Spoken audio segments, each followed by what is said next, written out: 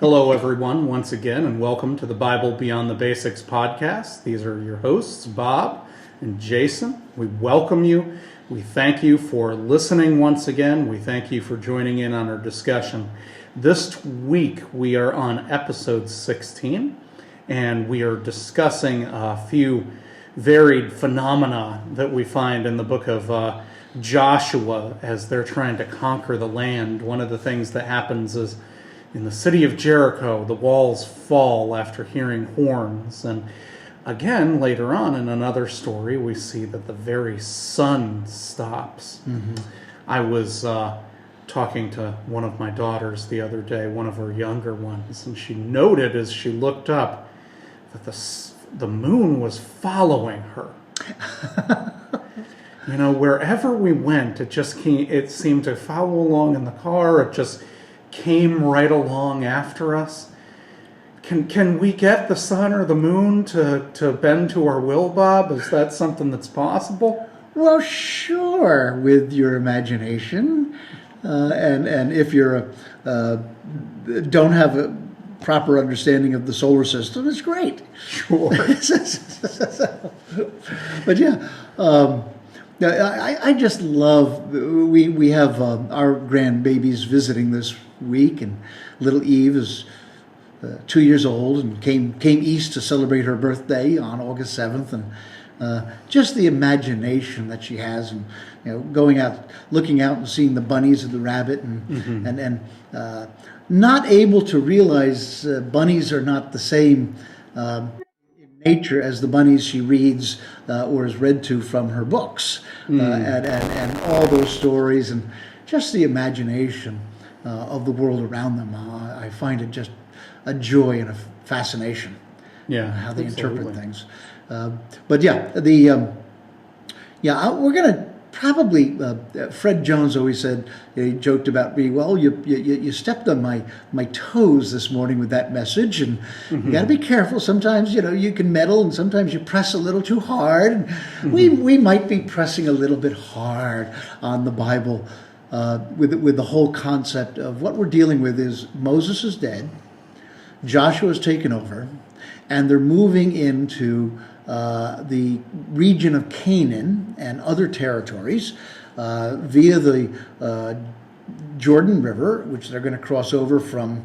They're crossing over from the east into the west region, and we get a very similar Red Sea experience there. And so it's officially in the Bible. And if you're looking at Joshua 6 and all that, we're coming into the story of the conquest of Canaan.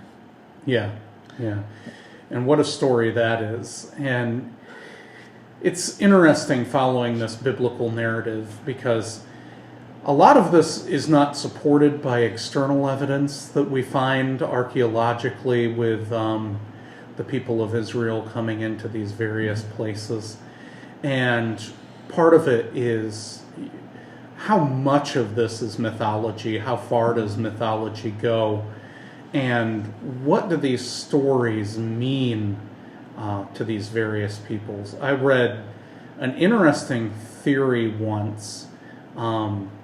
It was basically the author understood this whole narrative as sort of an Inglourious Bastards of the Bible. I don't know if you know what Inglourious Bastards is. That was a movie, right? Yeah. Yep. It was a Quentin Tarantino film, and basically he rewrote World War II to make Hitler look like an even bigger idiot, and the Jewish people won in the end. They attack Hitler in a movie theater, and they just make the whole German army look stupid and silly. But the whole idea of it was meant to just be a feel-good film about the narrative in honor of the Jewish people, just imagining like the world in a different way. And some people take these sorts of stories of the conquest as like, maybe these aren't so much truthful as much as people just trying to live into this context and live into this world and try and make sense of the tragedy that they experience themselves. We are constantly reimagining and rewriting in order to get across a message. That's what stories do. and the question about the whole conquest, it sounds like it's a great series of conquests. And they're making fun of the various people they're attacking, like the Jews rising up. Well, they rose up and they got thrown into ovens. There were a few attempts, it was like in the Warsaw Ghetto, and some brilliant and brave Jewish fighters, but basically that really didn't happen, but it's a great way to get even. Yeah, and that I think that's the whole idea that people take from this kind of literature, this kind of storytelling, focusing on the real heroes and imagining what it would be like if they had won. Well, it's not as if we haven't done it. Of course, what happened was that the continent of North America was undiscovered country, and the Plymouth, the Puritans came here, and they established, and they came to Plymouth Rock, and they met the Indians who were here, and they were just gracious and welcoming, and we just said, well, lovely, and we'll sit down together and have Thanksgiving. Yeah, certainly. And that's how it all went. That's how it all went, and that we just kind of moved on, and everybody was working and cooperating, or if we did have a battle, boy, we really took care of them. That's... well, as George Washington, his first battle, and actually most of his battles were defeats. Yeah, certainly. You talk about reinventing. It's not unfair, and I'm just coming to it because of the way you planted that seed very nicely. Really think of the book of Joshua as the birth of a nation. If you remember that great classic that totally distorted the understanding of American history and celebrated the Southern cause, and that actually it was the ignorant and greedy black people who were abused, misused by the Northern carpetbaggers, and then you rose up, and the great national heroes to reclaim the white soul were called the KKK.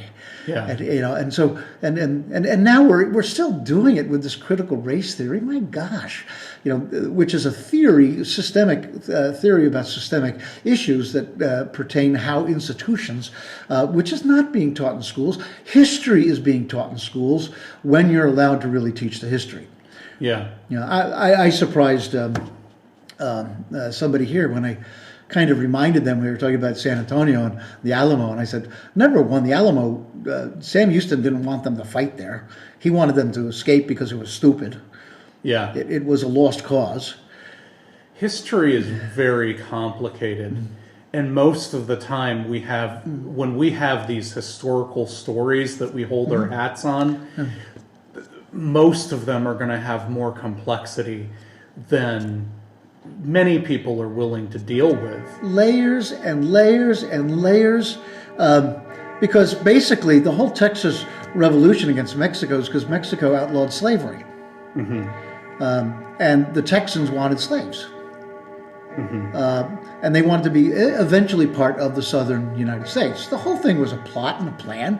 It's kind of known if you really want to peel back the layers of history. I'm not taking away the courage of Davy Crockett and Bowie and all that. It just let's just get the facts. And the facts are a bit elusive when it comes to Joshua and the conquest. We get to Jericho, and Joshua is this great general, and they're going in from city to city and they're conquering. Last week we talked about the genocide. And God really approved, but this is what's happening. We have the spies going to explore Jericho, and the harlot Rahab rescues them, and they come back and report, and they go in, and how they eventually decide not to confront the huge walls of the city of Jericho, and they march around the 6 days with the trumpets, the ram's horns, and with the Ark of the Covenant, by the way, which will come up next week. And all of a sudden the walls come tumbling down, and it's a great Sunday school song. Yeah. As you pointed out, archaeology can sometimes be a cruel master, because if there were fortified cities, they were little dirt walls. There really probably weren't great massive fortifications. I've been to Jericho, and it's not a city that you would imagine that could have large fortified walls surrounding it. It claims itself to be the oldest city in the world, and much like many of the cities in the ancient Near East, it was composed of clay and mud and the like. But I just can't imagine these giant walls being there. And yeah. Well, and the other thing is and also they discovered archaeologically Jericho was a non-existent city by the time of Joshua. Okay, so but it needed to be important because it was the entrance way to the rest of Canaan. Now, historically, again, from certain Jewish archaeologists who got people in the Old Testament really upset by some of their discoveries and their suggestions, is that basically we also have to understand Canaan was a protectorate of Egypt. We have fortifications along the coastline with the great railways, great throughways, and the highways of these, because the coast is the coast, and that's where you want to protect. But the city-states of that region and those clans and those tribals really didn't need it because they were protected by Egypt. So they didn't need their big old sort of fortifications. The upshot being, was it sudden conquest, as the book of Joshua relates, or was it a gradual migration of various peoples assimilating and becoming a people? I lean towards that latter view, that they telescope, just like our history does, Birth of a Nation or the Plymouth Rock, telescopes the history into something that is bite-sized and appreciated. Things are more complex, as you pointed out. If you believe that the Hebrew people weren't really a specific race, again, there's only one race, there's just different forms of ethnicities, and that they were a ragtag bunch of the refugees, and they moved into various refugees. Now, the thinking is that because of other complications in the Egyptian socio-political world, is that their control over the outlying provinces was dwindling. And also there was a series of corruptions that they've identified, and we have it recorded in Egyptian history, the books and the writings. And so there might have been some sort of like an internal national revolt that blended with the outsider migrants coming in who are refugees, who are being oppressed by the elite class. And so the underclass tends to bond and say, we've had enough. Yeah. And that is a likelier scenario of the emergence of the Hebrew people. And then rallying around the God that has been part of the Hebrew core. And that became a solidifying, identifying force. For example, we know, and we'll refer to it next week, that Jerusalem really was not a big city. It was just a little village by the archaeological evidence at the time of King David. There were other reasons for him to relocate to Jerusalem. So I would just like to suggest that what we have here is a migratory, evolutionary process of people banding and coming together. There was no indication of a settlement at Jericho at Joshua's time period. The walls were already tumbled by the third millennium. If it were a settlement, it was likely a mound fort. Okay, but we do have social decay. But that's not as dramatic a story as the people of God going in with the ark and conquering the pagan oppressors. Yeah, but it's, just like you were already mentioning, building those narratives to bring the people together. The stories of who we are so important. We think of the stories of our, founding fathers and whatnot, the story of like the Alamo, like you mentioned, bringing all of that together. It's not just a story, it's a shared narrative that makes them a people. Right, and that's where I want to conclude in a few minutes. Exactly that point, Yeah. because when was this written? One must understand. But you mentioned the sun standing still, and I love it because in Joshua 10, basically they're at Gibeon. Joshua 10 and 11, and by the way, God helps the army in that battle because they send hailstones down to pummel the heads of the. They don't have helmets in those days, and so the Gibeon army is destroyed, and they're doing so well that Joshua wants the battle to continue, and so the writer is recalling a portion of an unknown book called Jasher, which is about the wars of Joshua and the Hebrews. And it refers to Joshua implores for the sun to stand still so that they could have more daylight to keep battling. Okay? Well, if astronomically, it's also, by the way, kind of interesting, which suggests that it is the sun that's moving. Okay? The sun doesn't really move that way in our solar system. Yeah. So they don't know our solar system. It is the Earth that moves. In fact, I wrote this down once because, basically we're rotating at a speed of 1,000 miles per hour right now, Jason, you and I, as long as everybody else. A bullet from an AK-47 travels 1,600 miles per hour. So we're traveling almost as fast as a bullet right now. Our rotation of our revolutions around the sun is 67,000 miles per hour. So we're moving pretty fast, but it also goes to show their cosmology isn't scientifically based. Of course, they didn't have an understanding of cosmology as we do. It was a theological cosmology, not a scientific cosmology. So the idea of the Earth standing still, and then also in Inherit the Wind, the movie, when Clarence Darrow is interviewing the witness on the stand, and so, well, do you know what happens if the sun stands still? We're going to roast. But it is a literary device, and it's a very common literary device. In fact, I was just watching it. Eve is allowed to watch very few things on TV or movies, but Maui is one of her, or Moana is one of her favorite. And Maui refers to when he stopped the sun with his fishhook.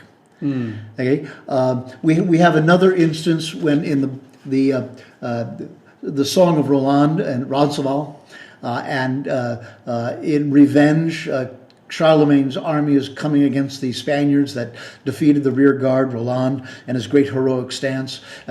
But it's becoming dark, and so Charlemagne prays for the sun to stop so they can defeat their enemies and they don't escape in the middle of the night.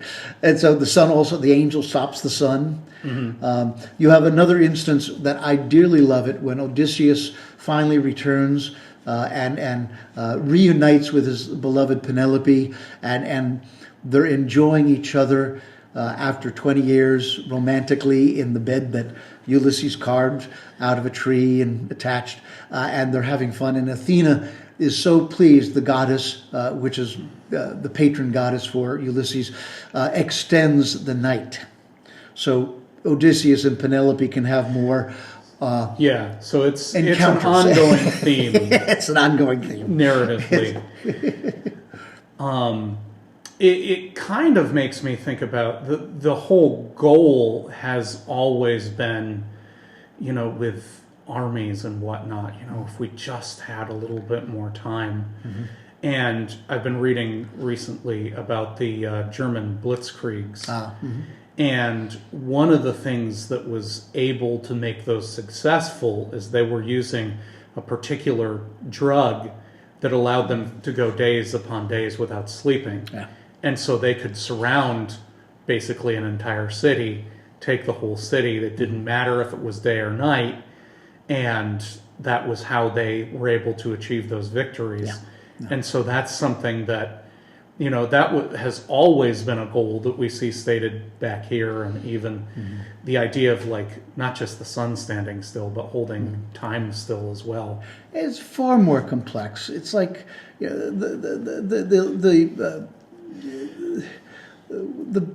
most decisive, largest battle of the World War II as much as we want to say it's the Normandy invasion, it wasn't. It was the Battle of Kursk on the Russian border.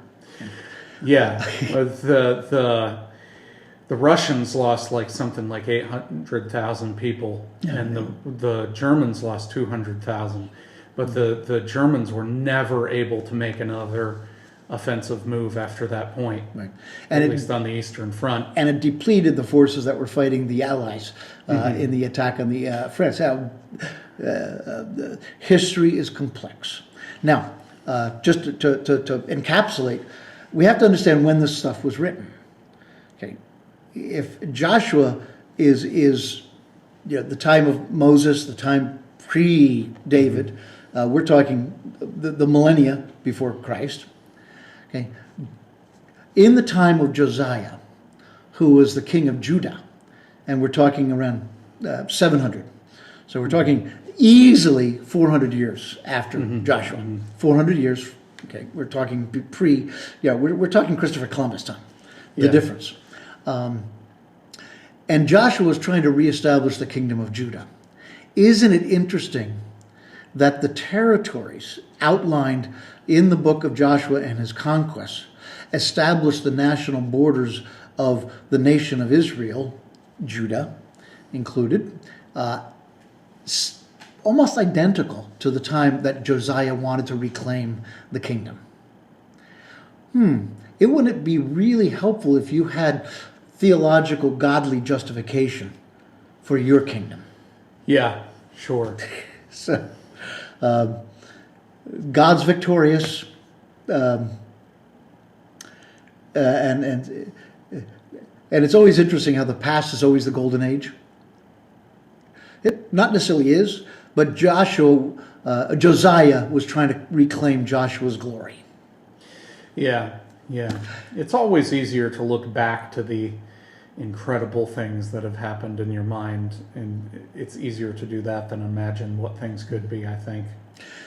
And just to close off, because I said we're stepping on toes here and we're trying to meddle. So listening to this, you say, someone with a naive understanding of the Bible says, oh, so therefore it's all lies or it's all wrong. No. These are truths, but one must extract the origin and the reason for the narrative. What is the theological message? Well, thanks, everyone. We'll see you next week. Bye.